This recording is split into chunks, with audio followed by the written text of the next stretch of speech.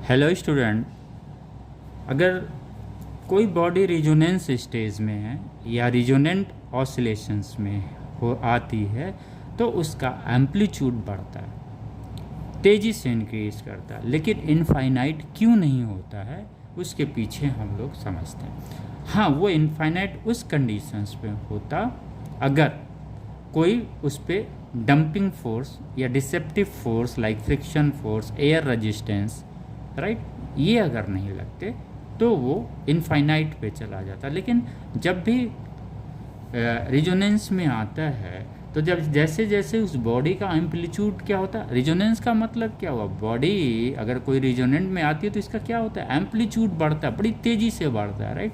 तो जैसे ही जैसे एम्पलीट्यूड बढ़ता है उसका मतलब ये एम्पलीट्यूड बढ़ क्यों रहा है उसे समझना ज़रूरी है।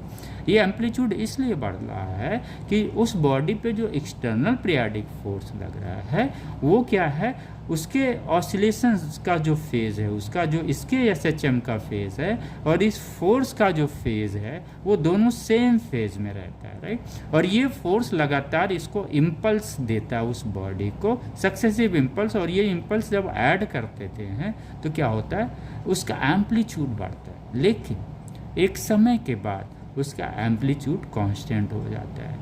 वो समय और वो स्टेज क्या है इसको हम लोग समझते हैं। ये एम्पलीट्यूड उस बॉडी का जो रिजोनेंस में है वो क्यों बढ़ रहा है वो क्लियर हो गया, पीरियोडिक फोर्स की वजह से बढ़ रहा है, राइट।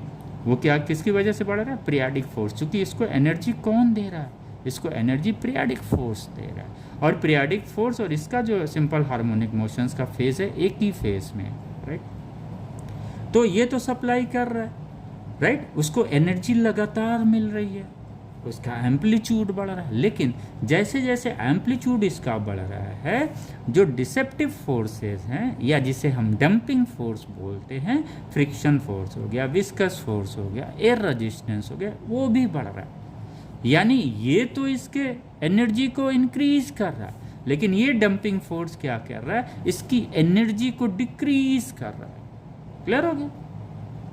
एक्सटर्नल पीरियोडिक फोर्स इसकी एनर्जी को क्या कर रहा है, बढ़ा रहा है। उस पर जो डंपिंग फोर्स लग रहा है, फ्रिक्शन फोर्स, एयर फोर्स, ये क्या कर रहा है, उस बॉडी को, वो तो एनर्जी दे रहा है, ये उस बॉडी की एनर्जी को लॉस कर रहा है। यानी एक समय के बाद उस बॉडी का जो रिजोनेंस स्टेज में है उसका एम्पलीट्यूड कांस्टेंट हो जाता है। और उस स्टेज में जब हम जाते हैं तो कहते हैं the rate of supply of energy of external periodic force is equal to the rate of loss of